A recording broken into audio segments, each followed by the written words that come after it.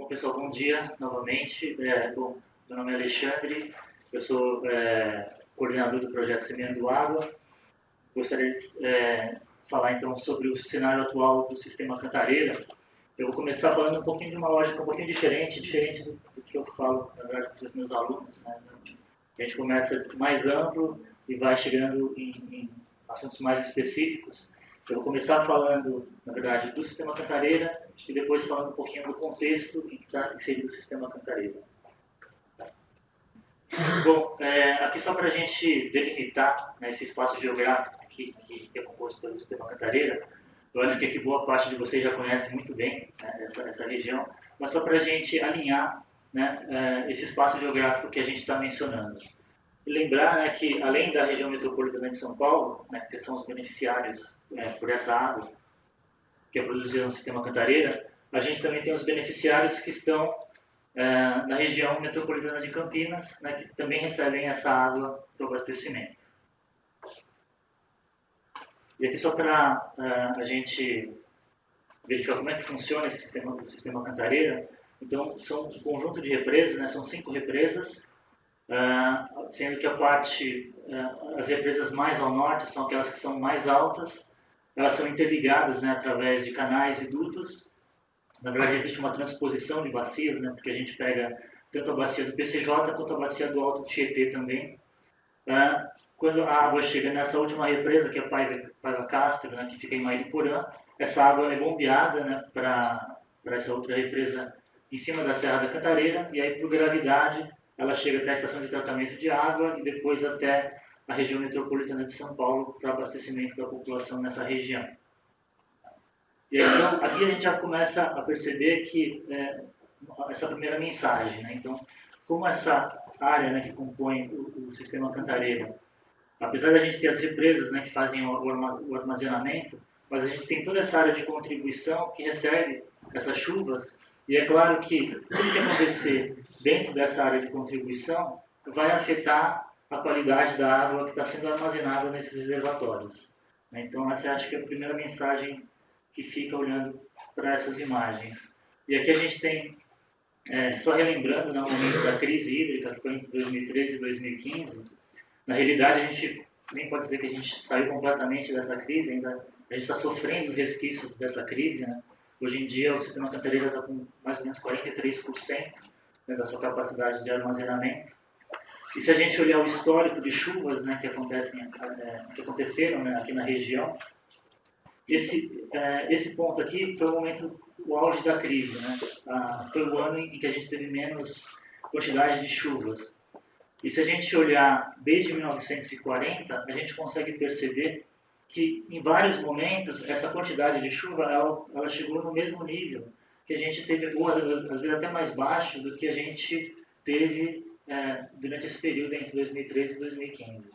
Né? Mostrando que se a gente pensar então mais para frente, muito provavelmente a gente vai ter outros períodos que a gente vai ter tão pouca quantidade de chuva quanto a gente teve entre 2013 e 2015. Tá? E aí, se a gente pensar nas questões de mudanças climáticas, né, depois a Adriana vai falar mais em detalhes sobre isso, mas as previsões são de que você tem mais extremos, né, onde você tem momentos longos de estiagem intercalados com momentos de grande concentração de chuva. Então a gente pode imaginar que esse cenário ainda vai ficar mais complicado ainda, o que pode fazer com que a gente tenha mais momentos como esse daqui. Bom, e a gente fez um diagnóstico, né, para a região do sistema Cantareira, onde a gente fez um mapeamento do uso do solo com imagens de alta resolução, para ver como está a situação do sistema Cantareira hoje em dia. Né? E a gente percebe que cerca de 35% da região é composta por floresta nativa, 46% por pastagem, e aquela pastagem normalmente bem degradada, aquela pastagem compactada, né, que você tem muita erosão do solo, né, tem pouca absorção dessa água para abastecer os aquíferos, e mais ou menos 15% de reflorestamento, e principalmente de eucalipto.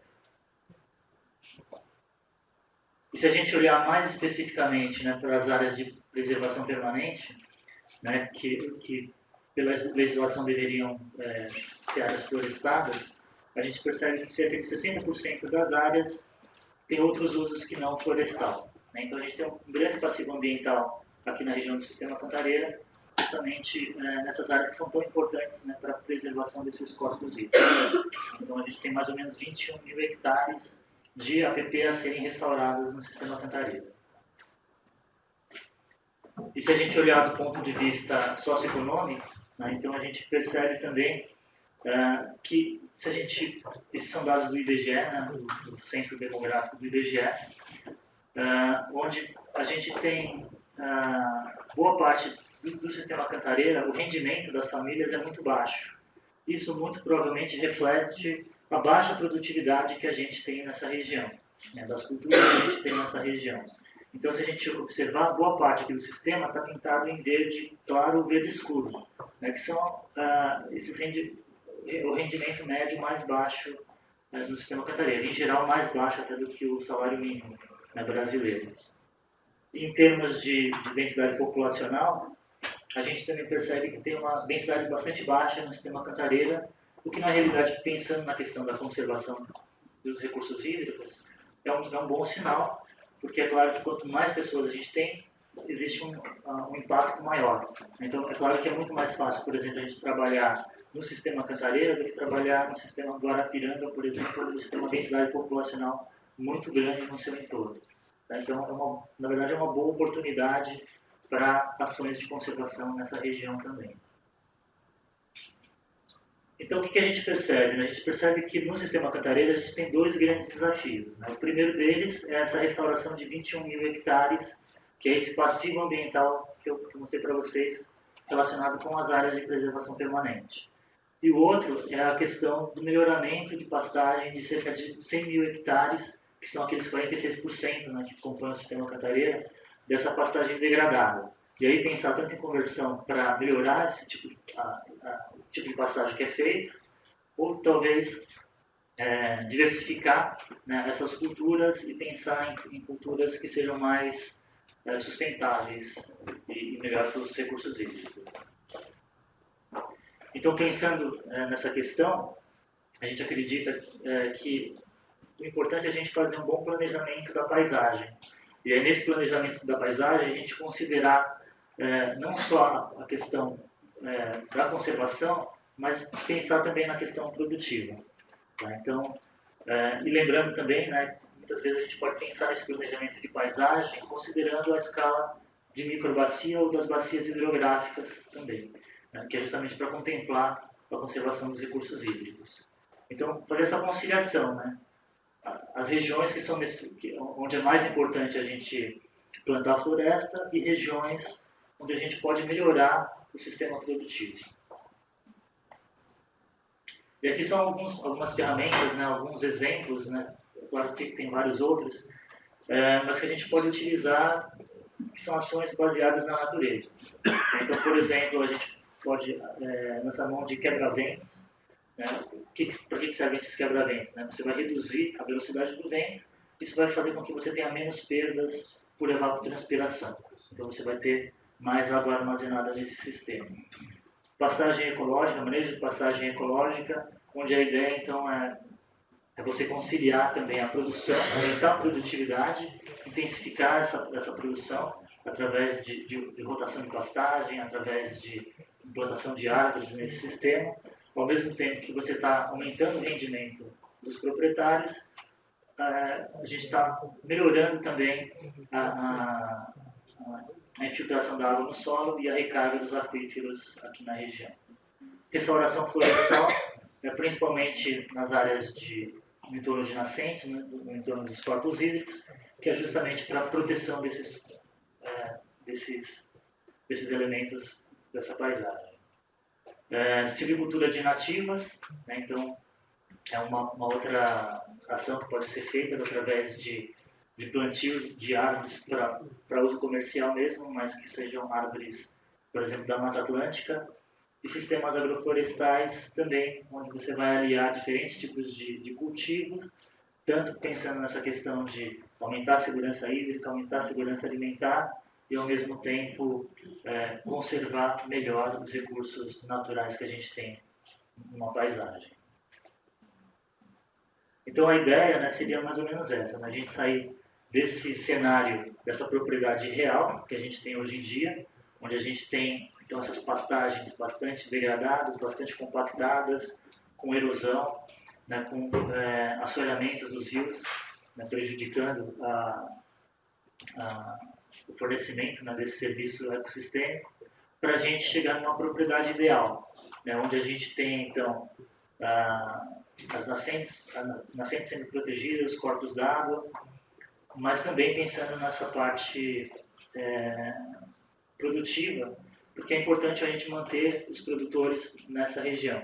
Né? Porque o que acontece? O movimento que a gente tem percebido aqui na região, esse rendimento é tão baixo que muitas vezes o proprietário ele acaba vendendo suas terras, normalmente para loteamento ou para as pessoas que vêm de fora, fazendo com que você tenha um adensamento populacional, né, nessas áreas, e essa pessoa acaba indo para a cidade, por exemplo. Tá? Então, seria um movimento que é muito ruim, na verdade, para a conservação dos recursos hídricos. Né? Bom, como eu falei, né, agora eu vou partir um pouquinho para uma escala um pouquinho mais ampla, né, como que o sistema Cantareira está em relação ao planejamento, por exemplo, em esferas mais amplas. Então, pensando na questão do estado de São Paulo, o sistema Cantareira foi considerado uma área prioritária para a conexão florestal no estado de São Paulo. Né? Por quê? Porque a gente tem aqui dois grandes maciços florestais, né?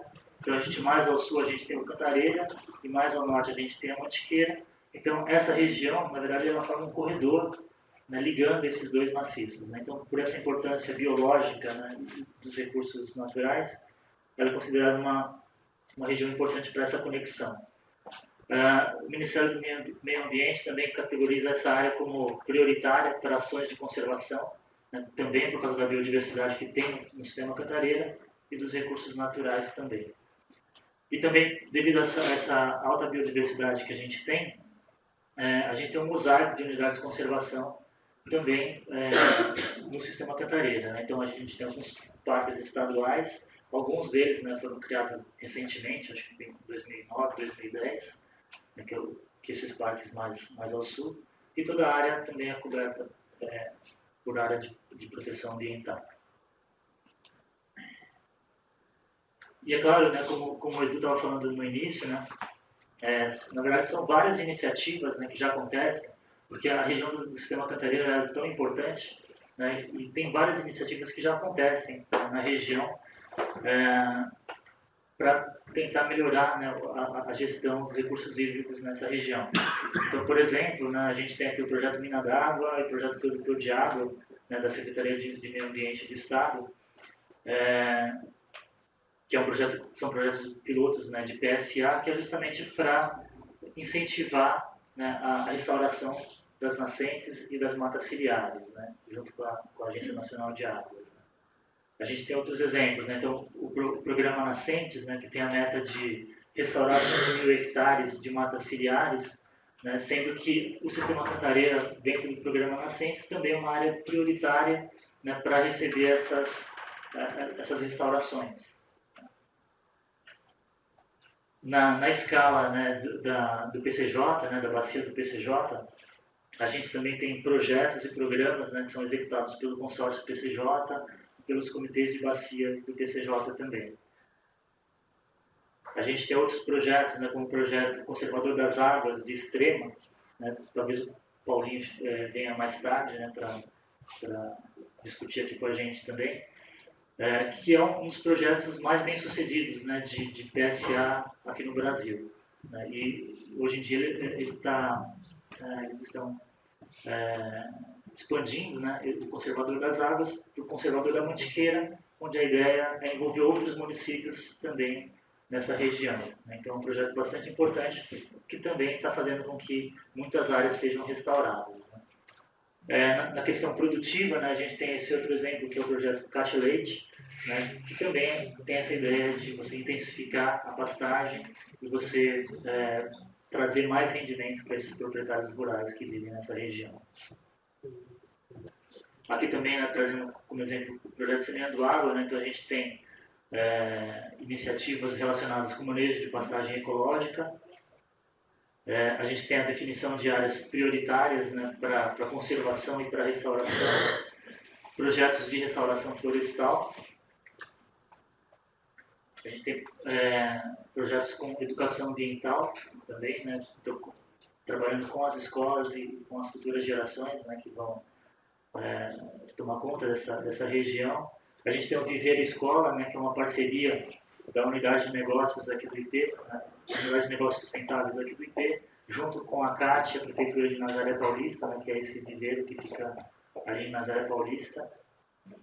Bom, e a gente tem, pensando numa escala mais ampla ainda, né, a gente tem, tanto na escala do Brasil quanto na escala global, a gente tem vários outros acordos, estudos, políticas, iniciativas que acontecem nessa esfera mais ampla. Né? E é claro que a ideia aqui, eu acho que é muito mais a gente pensar em como que a gente consegue contribuir, né, com essas iniciativas que vêm acontecendo globalmente. Né? Então, só para exemplificar, o Brasil, por exemplo, né, através das contribuições nacionais determinadas, se comprometeu a restaurar 12 milhões de hectares de floresta. Né? Então, eu acho que iniciativas como essa, né, que a gente está tendo aqui hoje, justamente vem agregar, né, a essas iniciativas, né, e ajudar a gente a atingir essas metas que são tão importantes, né, e vão fazer um efeito numa escala global. Bom, então a ideia era mais ou menos essa, né, onde a gente tem aqui, então, as várias instituições, os vários atores, né, que de alguma maneira influenciam, né, aqui na região, ou são influenciados, né, aqui na região do Sistema Cantareira, né, como a Agência Nacional de Águas, os comitês, as empresas, ONGs, né, CAT, Prefeitura, Secretaria de Meio Ambiente, Emater, muito provavelmente tem vários outros atores ali, né, que não são contemplados, mas que a gente tem que levar em consideração. E a ideia, então, é que a gente pense conjuntamente. Né? Então, como que a gente pode pensar um plano de ação para que a gente consiga garantir paisagens, né, que sejam mais sustentáveis aqui na região do Sistema Cantareira, de forma a gente, de fato, assegurar, né, que a gente tenha a disponibilidade dos recursos hídricos no futuro médio e longo. Bom, acho que era isso que eu tinha para falar para vocês. Obrigado pela atenção.